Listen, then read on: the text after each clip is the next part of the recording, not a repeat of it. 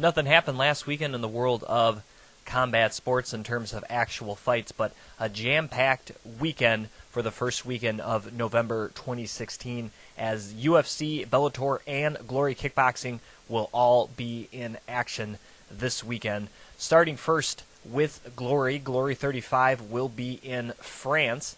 It will feature a super fight series shown on the UFC Fight Pass, followed by the main card on ESPN 3 streaming, and then to be shown later on ESPN 2. This card had a little bit of a change, originally supposed to be the main event of Sitsong Piyong against Gregorian for the lightweight championship. However, Sitsong had to pull out of the fight due to an injury, and Gregorian was not found another opponent, so that fight has been scrapped. What was supposed to be the main event of the Super Fight Series, the unification of their light heavyweight championship, as Sergey Vahitov will take on Zach Muikasa. That will now be the main event for ESPN to unify, again, the light heavyweight championships. Also, a heavyweight tournament will be running. 4 men will enter, that being Milan Vesterbrich, Jafar Wilnis, Ajabuji, as well as Hedzi Gergis, will all take place in France, with the winner getting a shot at the heavyweight title. Of course, the heavyweight division very crowded right now, with Rico Verhoeven having his match coming up against Badr Hari. Ismail Lant early this year had already won a shot at Rico Verhoeven by winning a heavyweight tournament, so he is still waiting in the wings as well, so you'll add another contender to that coming out of this with most of these guys. I believe Hedzi has not fought Rico, but the other 3 have, and trying to see what's out there. The co-main event of the evening, French-born Hammerlane, who had an incredible performance going back to Glory, Virginia earlier this year, Mr. Zenedine, as he was able to win twice that night at Glory 32. He will be taking on Zurlov, and of course, winning that tournament, Hammerlane, I believe, has already qualified for a shot at the light heavyweight championship. Zurlov actually was in that same tournament as Hammerline. They were on the opposite side of the bracket. Pavel did not get past Machado. And obviously, I would say Hammerlane's probably the favorite fighting in his home country. He's a very tall fighter, hard to get around. Not to say Zurlov can't win. Obviously, he has a lot of experience at 69, 11, 80 professional fights. But Hammerlane really impressed me in that tournament. And even though he gets a shot, it's not good losing and then trying to take on a guy as good as Vahitov and a guy as good as Muikasa. So either way you look at that, he has his work cut out for him coming up, but the main event should be excellent. Looking at the Super Fight Series, again, losing that title fight, not as packed, however. Ben Samior against Dannenberg should be a pretty solid fight at 170. Probably the most... I think it was actually Josh Jancy. He was originally supposed to take on Sergey Adamchuk, but now it looks as though he's now taking on Christian Baya, who will be making his Glory debut. So that kind of loses a little bit of steam there. Jancy, one of the best Canadian fighters that Glory has, with an overall record of 24-6, 5-3 so far in Glory. And really, he's only lost to the best in the world, losing to Sidachai, Petrosian, and Mosiev. So this guy has only lost to some of the best in the division, currently sitting number 4 according to Glory's rankings, and he does have some wins over some of the other notable top 10 fighters. So would have been a nice fight to see Adamchuk. He obviously is a really, really good fighter, and really, to me, is not that much different moving up the 10 pounds. So, as I mentioned, the big fight, though, on the undercard of the Super Fight Series will be in their women's bantamweight tournament, or Grand Prix, however you want to say that, as the final quarterfinal matchup will take place as Emile Deby of France will take on South Korean fighter Jaewon Lee. Lee with a record of 13-2, and Demby has never lost in her professional career at 27-0. Demby stands 5'7" for this fight. I think it's around like 121, 122 pounds. And you have 5'5" Jae-Won Lee. Should be a very interesting fight. Obviously, like I said, the winner moves to the final four ladies for the first ever Glory Women's Championship. And that title will be decided at Glory Collision next month in Germany, with the winner, of course, being crowned. Three competitors have already been approved to that round, and this would be the last one there as Lee takes on Demby. So that, to me, is probably the biggest importance of fight for the Super Fight Series. A lot of people making their Glory debut on this card, as 5 different fighters will be making their Glory debut on the Super Fight Series. So, chance to see some new and fresh talent on the undercard here for the Super Fight Series. So again, that will be on UFC Fight Pass. The main card, as I kind of went down the card, previewing, I'm now breaking down, giving some technical expertise. I'm probably leaning towards Jafar Wilnis. I thought he had a pretty good run the last heavyweight tournament they did earlier this year. I think he's probably the best conditioned of the 3.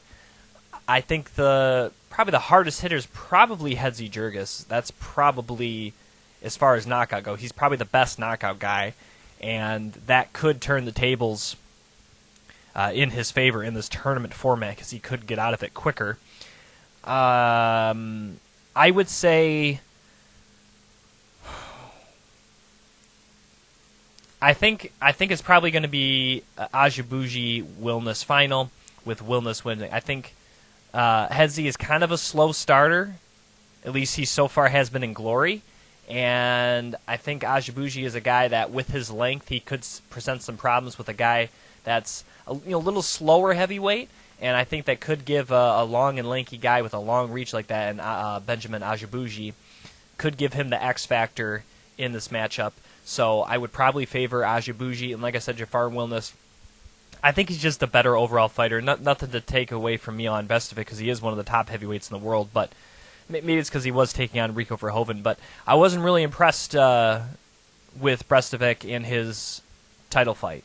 And I think Jason Wilnis, that's his brother, Jafar Wilnis, I think kind of has not a lot to prove, but I think he's hungry, because he was very, very close to winning that heavyweight tournament earlier this year. Made to the final there against Ismail Lot. My opinion, I thought he won it. So Jafar Wilnis, I think definitely, and probably seeing his brother triumph and win the heavy middleweight championship, that's probably maybe kind of gave him some rededication and focus to his own title pursuits. So I think we're going to see a pretty inspired performance by Jafar Wilnis, and I look for him to win the tournament. Like I said, I think Hammerlane should beat Zurlev. I think if Zurlev's able to get on the inside on the much taller Zinedine Hammerlane, he can obviously get a victory. But I think Hammerlane, with those long limbs, good output, good conditioning, I would favor the Frenchman in his home country for the co-main event. Main event, this is tricky because Vahitov, to me, really did a masterful job of beating Salo Kovari to capture the Glory Championship. And Zach is a similar fighter in terms of he likes to throw power, and he likes to get his opponents out of there quickly, and doesn't throw anything half power. Everything is full power from Zach. And Vahitov is a very slick guy, great combinations. He knows how to move in and out of the pocket well, mix in kicks, and just overall be deceptive. A guy that's probably not as powerful as Zach, but knows how to land effective counter strikes as well, and knows how to prepare a great game plan. And that's kind of the X factor. I think it being a 5-round fight, I think definitely favors Vahitov. I think that favors him. Because the longer this fight goes, the better it goes in his favor. Zach, obviously, he can get on somebody in a hurry and put them away and not even have this thing see a second round. He can do that very easily. But I think the longer this fight goes, it definitely favors the Russian. And that's not to say Zach couldn't win a 5-round decision. He's been 5 rounds before. But the longer it goes, the longer Vahitov can see what Zach's featuring, the more he can counter and use that footwork, and I think eventually develop a strategy to win. So definitely you got more of a technical stylist against a very powerful knockout artist, and it should make for a great main event. I don't think Zach's ever been in a boring fight, so it's going to be excellent. And like I said, unfortunately, we don't get to see the Gregorian and Sidachai fight, which is unfortunate, but it doesn't mean that the main event of the overall card there on ESPN isn't as good, and it's definitely going to be excellent. I'm definitely, out of all the fights on this card, looking forward to that the most. Sticking with Glory just a moment, as I mentioned earlier when I was talking about the heavyweight tournament, of course, Glory Collision will be coming up December 10th. Rico Verhoeven against Badr Hari. Glory on UFC.tv, as well as their YouTube channel, held a hour-long press conference that was yesterday afternoon, where media there in Amsterdam was able to ask the fighters some questions, and they also announced some of the other bouts that will be taking place there in Oberhausen, Germany.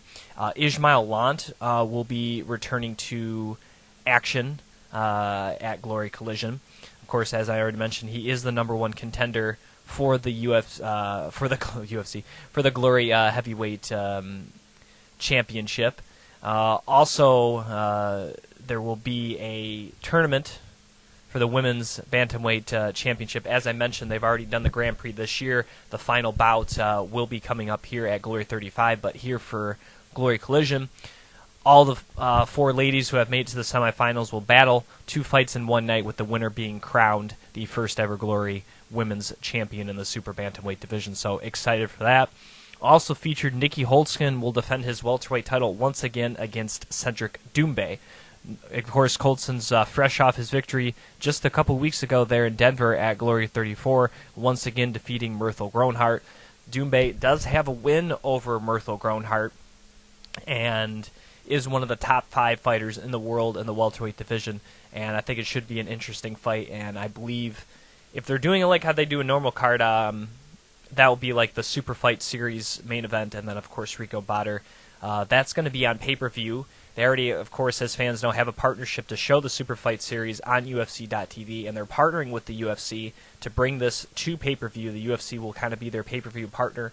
So if you want to watch Glory Collision, at least the main card, you can get it on. You should be able to get it on, your cable provider here in North America, and buy it on pay-per-view. Or if you're looking to watch it in another country, you can buy it on UFC.tv. You do not need a Fight Pass subscription to buy the pay-per-view on UFC.tv, which will also be having the pay-per-view on there. So it'll be a lot easier for a lot of fans to access Glory Collision with this partnership on with the UFC, and I think this will help Glory if they want to do other events like this, and reaffirming their partnership with the UFC, which again I think is a great move, because I think a lot of fans like UFC, maybe they don't like the grappling aspect as much, and obviously you come to Glory, it's just all stand-up.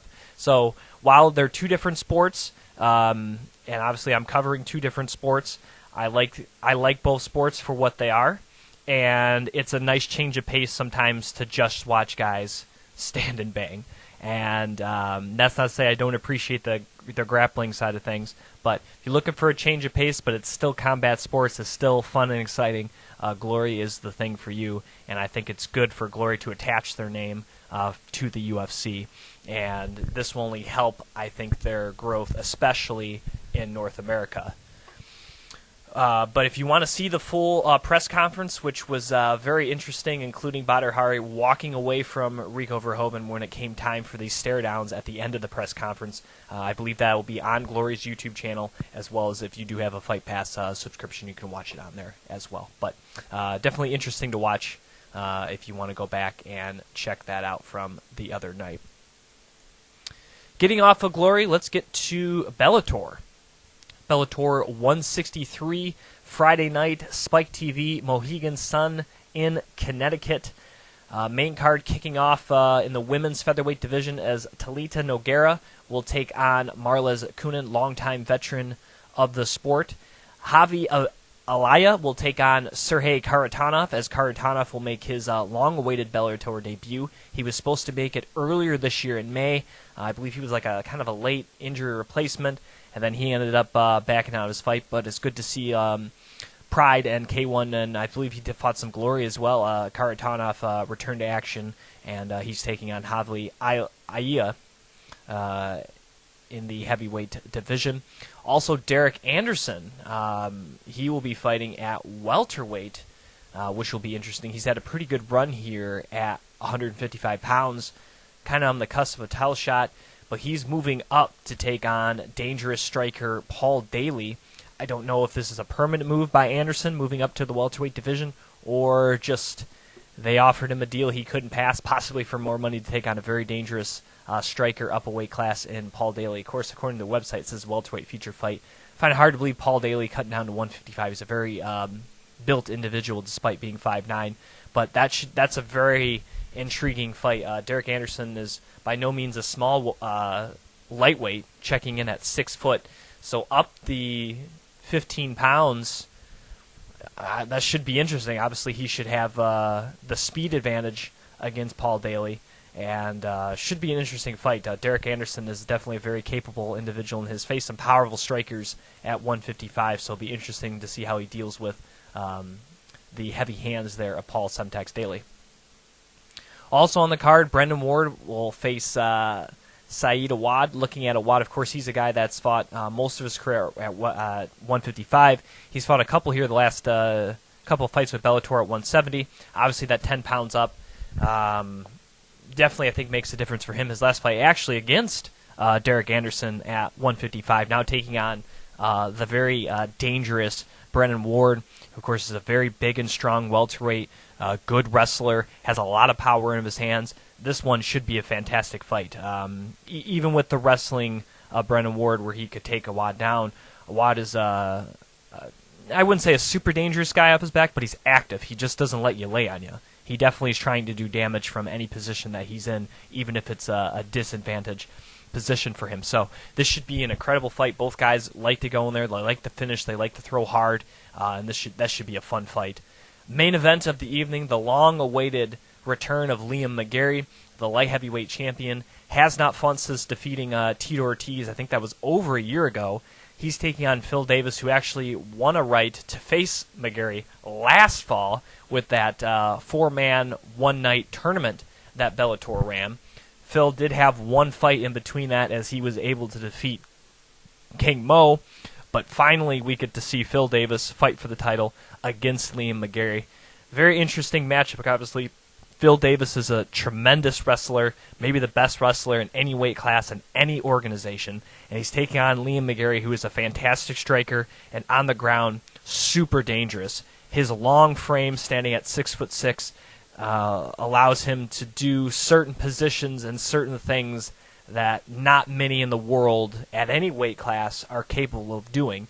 And while Phil Davis is pretty a savvy submission guy of his own, he's facing the guy that definitely is one of the best in the world at pulling off unique submissions and is not afraid to be on his back. And this should be a very, very interesting matchup. You also throw in the fact that McGarry hasn't fought for over a year. What type of shape he's going to be in? Phil Davis is known for always being in great shape, and he's the guy that has gone, I believe he's gone 5 rounds before.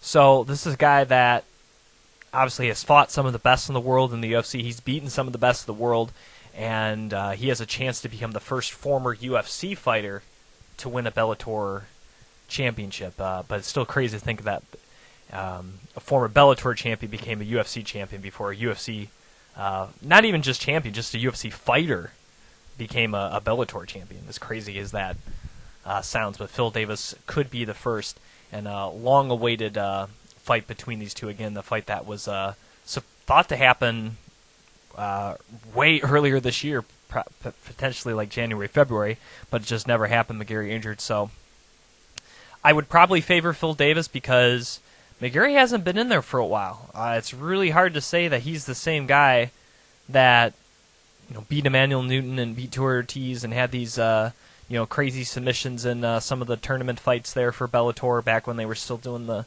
tournament format. So it should be interesting. I'm looking forward to it, but overall it's going to be a great night of fights there in Connecticut, and I'm looking forward to it. It should be a very very excellent card, and that's going to be on Friday night on Spike TV. That will lead me into my last fight to break down here, and that will be UFC Fight Night Dos Anjos versus Ferguson from Mexico City, Saturday night, November 5th on Fox Sports 1. 6 fights will be featured on the main card. Real quickly, looking at the undercard, some really good fights. Marco Polas Reyes will take on Jason Novelli.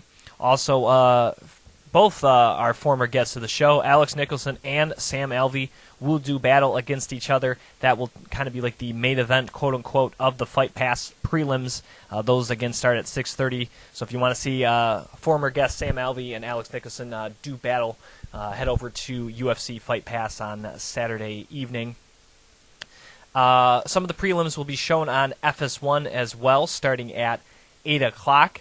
Highlighted by the main event, Felipe Aranches will take on Eric Perez. That will be in the bantamweight division. Eric Perez coming off a pretty good victory over Francisco Rivera in his last fight, and Aranches, I believe, is a product of the Ultimate Fighter Brazil, if I am not mistaken. So far has had a kind of an up and down record in the UFC, as he's been able to compile 4 wins to 2 losses with a draw, and that was a fight against Milton Vieira. 4-3 with the draw, and that was back in 2012. However, he is riding a 2-fight winning streak, beating the likes of Yves Joboy and Gerard Sanders with back-to-back submission victories. So, if this fight goes to the ground, definitely Aranches is a guy that can put you away quickly, great submission expert. And Perez is not, he showed improvements on the ground his last fight. Rivera is not known for his submissions, but I did like the fact that he was changing his game up a little bit, showing some ground and pound, showing some different looks in that fight there against a very talented individual in Francisco Rivera. However, if you go back to Perez a couple years ago when he had Brian Caraway in a fight, he was really beating Brian Caraway on the feet pretty badly, kind of shot an ill-advised takedown, and Brian Caraway, being a pretty good grappler in his own right, was able to reverse the tables on Perez and get a submission. And I hope, I guess Eric Perez probably hoped, he doesn't want to fall into that same trap. This is a fight standing up. He should beat Aranches if it stays standing. If he somehow feels pressure and shoots in for a takedown, he's really entering Aranches' world. And if I was Perez, I would try to avoid the clinch and staying inside the pocket too much against Aranches, where he could get a scramble and get a submission, because obviously that's going to be his strong area, and that's somewhere he can take advantage of Perez and possibly get a submission victory if Perez doesn't look out for that or gets too careless with his stand-up. All right, let's get to the main card. First fight of the evening in the strawweight division, the long-awaited UFC debut. She was one of the biggest stars that Invicta had to offer and rising prospects in the strawweight division. Making her debut in her home country of Mexico, Alexis Grasso will take on former Ultimate Fighter contestant Heather Jo Clark. Looking at Heather Jo, I believe she has a record of 1-1 in the UFC. Her first fight, beating Beck Rawlings on the Ultimate Fighter finale in December of 2014. Had some injury problems and took some time off as well. She returned to action back in May of this year after having a pretty good first round. Definitely kind of faltered towards the end against the obviously very good Carolina Kowalczyk, as she was able to win that fight and win another one against Rose Namajunas and net herself a title shot, so no shame losing to Carolina. Now taking on Alexa Grasso, who had some injury problems but returned to Invicta early this year and had a very dominant performance in her return to Invicta earlier this year. And she is a girl that is a very good stand-up fighter, very quick, very fast. She is technically sound. She's undefeated at 8-0. Like I said, there were some answers there about her injury problems and whatnot, whether she would turn as that same fighter that beat Mizuki a couple years ago, one of the top-rated strawweights in the world when she was with the Invicta organization. And she, to me, passed with flying colors in her return. Probably would have got a shot at the strawweight title in Invicta had she not moved up, quote-unquote, to the UFC. Taking on a solid veteran in Heather Jo Clark, who knows how to take a punch, solid grappler, does have some decent striking, but nothing crazy amazing. And this is a nice test for Alexa Grasso in her home country. This is somebody I think she is more talented than, somebody I think that she should beat, but does the pressure of fighting at home get to her? Does the pressure of finally making her debut get her on FS1? Does that get to her against a solid veteran who won't be intimidated by Grasso? She's fought 12 times professionally. I know that's only 4 more than Alexa, but she's been fighting for several years. She's trained with some of the best in the world. She's fought some of the best girls in the world and obviously competed on The Ultimate Fighter as well. So she's definitely a good test for a young fighter like Alexa. And while I think Heather Jo Clark has a chance in this fight, I just think Alexa is just a way more talented fighter. And kind of what you saw in the Carolina fight, Clark does have some power, but she's going to have a tough time dealing with the speed and output that Grasso can put on you. And I would definitely be leaning towards Alexa Grasso in this matchup. Next fight in the lightweight division, Beneil Dariush will take on Rashid Magomedov. Very good fight. Number 9 against number 15, Dariush being 9, Rashid being 15. Rashid is actually coming off a pretty big victory over Gilbert Burns in his last fight, and overall is riding a 4-fight winning streak in the UFC. His other probably big victory was against Elias Silveiro, knocking him out in the 3rd round. That's his only finish so far in the UFC. However, for Rashid, despite being ranked number 15, he has not fought almost in exactly a year. His last fight, that win over Gilbert Burns, was November 7th of last year. I believe that one actually might have been... Oh, that was in Sao Paulo. Okay. That was right around the last fight night card they had in Mexico. 19-1 in his career. A year layoff, that is a lot. And you're taking on probably the best guy you've ever faced in your career against Beneil Dariush, who had a awesome win over James Vick in his last fight, knocking Vick out in just 1 round, and has won all but 2 of his UFC fights, as he has put together a very solid record of 7-2 in the UFC, and has won 6 out of his last 7 bouts. His only loss coming to Michael Chiesa earlier this year, back in April. And grappling-wise, I would say Rashid's probably the better wrestler of the 2, but obviously jiu-jitsu and submission skills side with Beneil Dariush. Stand-up, I think Rashid's a solid stand-up fighter, but Beneil, especially with his kicks, he has good movement. Obviously, he's a southpaw. I think that does give people some trouble. And I think also showed that he's got some power, too. I mean, James Vick's a tough dude. James Vick's fought, a lot of... He's taken a lot of shots in his career and hasn't been dropped yet. And he's a big dude, too. And so for Dariush to go in there and knock him out in the 1st round was awfully impressive. So I would probably... Oh, man. If it wasn't for the year layoff, I'd probably maybe even pick Rashid, because I think his top game might be enough to neutralize the submission skills of Dariush. But with that layoff, I'm not quite sure if he's the same guy who ran those 4 consecutive victories. Also add in he's taken on one of the best in the world here in Dariush. Could be a chance for Rashid to get his first loss in the octagon.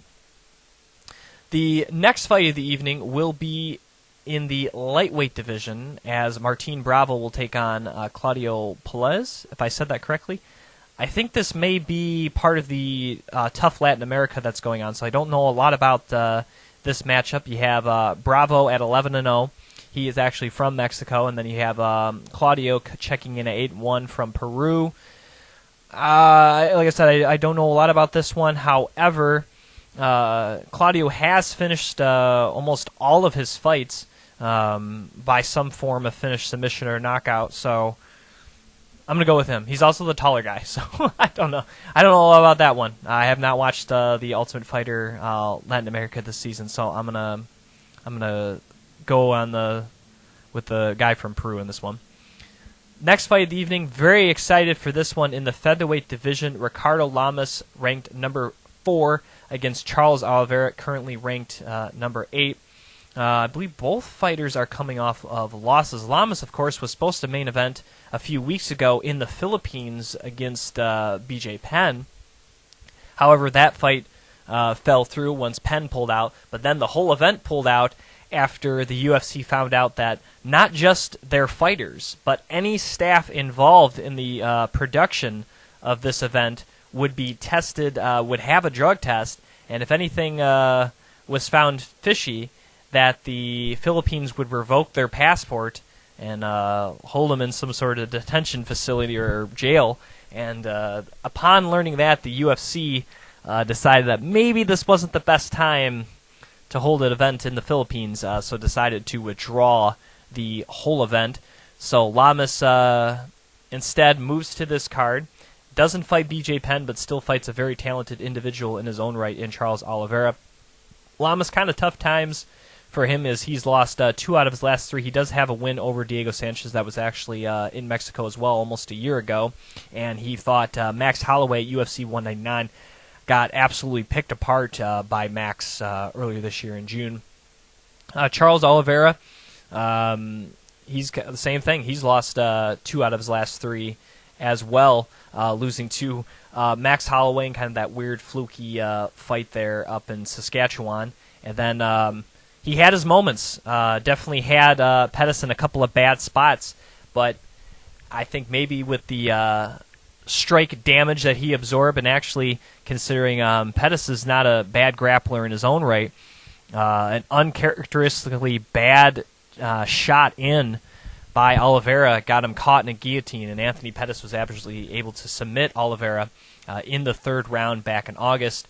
So this is a very interesting fight because obviously I think Lamas is probably the better technical striker, but Oliveira, with his length at this division, is a very hard guy to counteract. He is a tough guy. I think that he maybe can surprise some things with Lamas, but Lamas is a pretty solid wrestler. He does have a solid top game, but going into the guard of Charles Oliveira is never advised. That's probably like the most dangerous guard in any weight class of any fighter. And that, to me, which is Lamas' bread and butter, being on top, being dominant, his nickname's the Bully, that's what he likes to do. Having that not be such a positive for him for once is... it's frustrating as far as like outright picking him, because Oliveira's comfortable on back. He can fight the whole fight off his back and can win off his back very easily. So this is a very tricky fight because if it stays standing, both guys are not like the greatest at standing, and could see, and Oliveira is known to do some crazy strikes and whatnot, whereas Lamas is very much a straightforward fighter. He doesn't do too many things that are risk. He doesn't take a lot of risk. He's straightforward, and he tries a solid game plan, and he usually sticks to it, and he's usually been pretty successful. But a guy that's kind of like a wild card like Oliveira maybe could throw some loops in his games, but it should be a really interesting fight, and obviously both fighters need a win to stay relevant in this very stacked featherweight division. The co-main event of the evening will be in the lightweight division, as the first ever winner of the Ultimate Fighter, Diego Sanchez, will be in the co-main event. This will be back at 155 pounds as he takes on former Bellator champion and arguably the king of heel hooks, that being Masin Held. He will be making his UFC debut 22-4. He had a pretty solid run in Bellator, fought for the title a couple of times. I believe he's coming off a win over Dave Jansen in Bellator, who's a very solid competitor in his own right. I believe he's only 24 years old. I'm pretty sure he's pretty young. He's 24 years old. Guy that I actually thought Bellator should keep, possibly a guy that could move down to 145. However, ends up finding himself in the UFC. This is not a guy that is a knockout-heavy guy. Obviously, Diego Sanchez, tough times as of late, as I believe he's lost his last 3 matchups to Ricardo Lamas, Joe Lazone, and Jim Miller. Actually, he did have a win over Jim Miller. He did beat Jim Miller at UFC 196, but has lost 2 out of his last 3. Did get knocked out by Joe Lazone in the first round. Had that kind of bad performance there against Ricardo Lamas. Probably ill-advised to drop to 145. Hell's not the type of guy that's usually gave Diego Sanchez trouble. He's not a guy with a tremendous lot of power. He's not a overly exciting striker. He is a great grappler, and Diego's always been a solid grappler in his own right, especially with his top game. And that's typically, like I said, not the style of fighter that's given Diego fits. And that's not to say Masvidal couldn't knock out Diego Sanchez. Just it'd be kind of unlikely if that's what happened here. In this a fight that could be Diego's last fight. It really could be. And obviously, with Diego being of Mexican heritage, fighting in Mexico again, the fight last time in Mexico didn't really go his way. Could see a more motivated Diego Sanchez to go out there and try to end on a really positive note. And for Masvidal, this is huge. He's taking on one of the bigger names that the UFC has, a guy that could very well end up in the UFC Hall of Fame when things are all said and done, a guy that's been around for a long time. And even at this stage in his career, still a guy that can be very dangerous and should be fun. I was a fan of Masvidal going back to his days in Bellator, and we'll see how he fares fighting in the octagon here against a legend here like Diego Sanchez. Main events of the evening, also at 155 pounds, as the former lightweight champion Rafael dos Anjos, better known as RDA, will take on El Cucuy in Tony Ferguson. The winner most likely getting a shot at the UFC lightweight championship. Looking at Tony Ferguson, him and another fellow by the name of Max Holloway, guys that have run up impressive winning streaks, but that hasn't exactly equaled to getting a title shot, as he has only lost once in the UFC. He has put together a current win streak of, I believe, let's see here, 1, 2, 3, 4, 5, 6, 7, 8 consecutive victories. Overall, 11-1 in the UFC. His only loss was back in 2012, being May of that month, against Michael Johnson. He's beaten the likes of Ramsey Nijem, Eve Edwards, Danny Castillo, Gleason Tebow, Edson Barboza, and Josh Thompson, and has looked nothing really short of fantastic in most of those fights. People are citing that he had some problems with Landon Venata in his last fight. Yeah, he got tagged a couple of times, but in Tony's defense, that was a short notice fight against a completely unknown fighter who, as we saw, throws a lot of kind of wild strikes, a lot of things that were probably going to be hard to prepare for in about a week's notice, considering he was taking on a more grappling-based fighter there in Michael Chiesa. Probably just caught Ferguson off guard. But at the end of the day, Ferguson didn't lose, he didn't get finished, he rebounded, and he finished Landon Venata. At the end of the day, he got the job done. And, people cite that as, he might not be hanging with the top because of this guy. I don't hold a lot of stock in that, because anybody on any given day can beat you, especially in a sport where one punch can make the difference. You add in the factors, like I said, the unknown nature of Venata, the short preparation time, and, when you throw crazy strikes like that, sometimes they land. And Landon Venata was able to have success against Tony Ferguson, without a doubt. But at the end of the day, Tony Ferguson got the job done, got the win, and got the finish. Now, looking at Rafael dos Anjos, he had a really incredible run up until facing Eddie Alvarez, as he was able to defeat some very tough guys, including Nate Diaz, Anthony Pettis, and Donald Cerrone. He actually has 2 wins over Donald Cerrone. Also has wins over Evan Dunham, Anthony Njokuani, Kamal Shahroosh, George Sotiropoulos, Rob Eberson, And really, after losing his first 2 UFC bouts to Tyson Griffin and Jeremy Stevens, he has only lost 4 times and has won quite a bit. Has several 3-plus winning streaks. The loss against Eddie Alvarez was his first loss since losing to Nurmagomedov back in 2014. And really in that fight, a fight where he was pressuring Eddie Alvarez, a fight that I think he was winning. It looked like he was starting to get the better of Eddie Alvarez. But Eddie's one of those guys that if you kind of back him up, he's going to swing wild. He's going to throw hard. That's what he does. He's a very powerful individual. Was able to catch Dos Anjos, who maybe wasn't prepared for a counter strike of that magnitude. Maybe he wasn't expecting Eddie to hit that hard. Maybe had his guard down a little bit, looking too much for the kill there, as he had Alvarez in a bad situation up against the cage, looking like he was going to get a finish himself, and ended up getting tagged and lost. And Togi Ferguson is a guy that can absolutely tag you. He's a guy that's dangerous anywhere you go.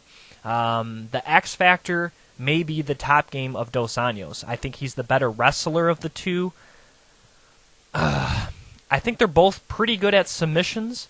The more creative submission guy would be Tony Ferguson because of his long frame at this weight class, with not just his overall height, but his reach too. He has a 76-foot wingspan for a guy that's 5'11". That's pretty good. Whereas you look at Dos Anjos, a guy that stands 5'9", only a 70-inch reach. So that is an area that Tony Ferguson would have an advantage of. And for Dos Anjos, definitely a guy that can go 5 rounds. Tony hasn't been 5 rounds before. That definitely is an edge to Dos Anjos, a guy that has proven that he can go 25 minutes and grind on you for that full allotment of time. But what did he learn from that Eddie Alvarez fight? Or is he going to be able to adjust? And if he gets Tony Ferguson in a bad situation, a situation where maybe he goes in the kill, does he hesitate now? Does he kind of step back a little bit? And that could give a guy like Tony Ferguson that couple extra seconds to recover himself to continue on this fight that maybe he wouldn't have if Dos Anjos was able to defeat Eddie Alvarez. So those are all question marks coming into this fight. And obviously Dos Anjos losing the title the way he did, he obviously has to be very hungry for a chance to get that back. Not to mention, of course, if Conor McGregor ends up winning the lightweight title in a little over a week. Obviously, he was supposed to be taking on McGregor earlier this year in March, so I'm sure that's a fight he would still like to conclude. And for Ferguson, a guy that has been battling his way to 7 consecutive victories, and a guy that has felt like 5 would have been enough when I had him on the show before that fight against Landa Venata to get a title shot. You know, beating a guy this caliber cements his status as a guy who deserves a title shot. I think he deserves one already, but this fight cements it. There's no way you can deny Tony Ferguson a shot at the title by beating a guy like Rafael Dos Anjos. Let's get to picks. UFC Fight Night, RDA against El Cucuy. First fight of the evening, strawweight division, Alexa Grasso making her UFC debut against Heather Jo Clark. I think Clark probably will have a strong first round, but then much like her fight against Carolina, I think the speed and just overall striking technique of Alexa Grasso will really shine in the later 2 rounds, and I'm going to go with the Mexican to win in her home country in Alexa Grasso. Rashid Magomedov against Beneil Dariush. I think Rashid is definitely one of the better up-and-coming fighters in this division. However, the long layoff and just the overall skill of Beneil Dariush, who I really have become a fan of, a guy that is a very excellent striker and has some great submission skills as well. And I'm going to go with Beneil Dariush to win this one. The Ultimate Fighter Latin America finale here, Claudio Puelles against Martin Bravo. As I said, I'm going to go with Claudio Puelles, if I said that correctly, to win this competition there. Next fight of the evening, featherweight division, Ricardo Lamas against Charles Oliveira. Like I said, it will be kind of the straightforward, aggressive, and grinding top game of Lamas, or will be the crazy strikes and excellent submission skills of Charles Oliveira. I'm going to go with Charles Oliveira. Despite losing against Anthony Pettis, he went toe-to-toe with one of the best in the world and nearly won. He got a little careless, and got caught against the guy that takes full advantage of his opponent's mistakes, especially in the submission game. And I think that he's going to be hungry for a victory, where Carl Lamas is a guy that kind of has faltered against some of the elite in this division. So I'm going to go with Charles Oliveira to win this one. Diego Sanchez against Marcin Held. Held definitely has a chance. His submission ability can be dangerous for anybody. But I think Diego Sanchez, possibly his last fight, I think we're going to see a reinvigorated Nightmare, and I think we're going to see a victory and possibly what could be his swan song. So I'm going to go with Diego Sanchez in this one. Main event of the evening, Rafael dos Anjos against Tony Ferguson. The longer this fight goes, I will concede, I think it favors Rafael dos Anjos. However, Tony Ferguson is a guy that can finish you anywhere in this fight, and I think he's the better overall finisher in this fight, and I think that's the X factor. He's hungry, and fighting in Mexico, I'm sure, is going to be a pleasure for him. So I'm going to go with Rafael dos Anjos to win and get a title shot as well, in what should be a very tightly contested main event. Once again, I'm your host, Jim Graham. Thanks, everybody, for watching Beyond the Cage each and every week on the various platforms. Of course, right here on YouTube, youtube.com/Beyond the Cage podcast, as well as iTunes, Google Play, SoundCloud, and also streaming on sportstalk313.com as well. I'd like to thank my partners at MMAFightClub.net, which stream Beyond the Cage as well, and of course their excellent Facebook page to join the discussion with fellow mixed martial arts fans. So like them on Facebook, facebook.com/MMAFightClub, and then again MMAFightClub.net as well. Of course, my good friend and MMA-inspired artist extraordinaire, Gorilla the Bear, a.k.a. Adam Nelson. He did that Winter Soldier piece for me back there. If you're looking for a cool original art piece, not just comic book related, but as I said, he does a lot of amazing MMA-inspired art. Hit him up on Twitter and Instagram at Gorilla the Bear. I also like to thank my friends at the MMAcommunity.com, an excellent forum site, as well as they do some cool live Q&A sections with various professional mixed martial arts fighters. And I believe their last one, actually, they did it with Shane Carwin. Of course, has popped up in the news recently with his signing with Rizin and possible bout against Fedor Emelianenko later this year. Again, follow me on Twitter at Jim Graham. You can also follow me on Instagram at the Jim Graham. And if you're on Snapchat, I'm on Snapchat at I'm Hawkeye. So you can follow me there as well if you want to check that out. So thank you, everybody, for supporting Beyond the Cage each and every week, and I will be back next week as well, breaking down all these cards I just previewed, and of course I will talk about the mega epic UFC 205 as well. So until then, thank you for listening to another edition of Beyond the Cage.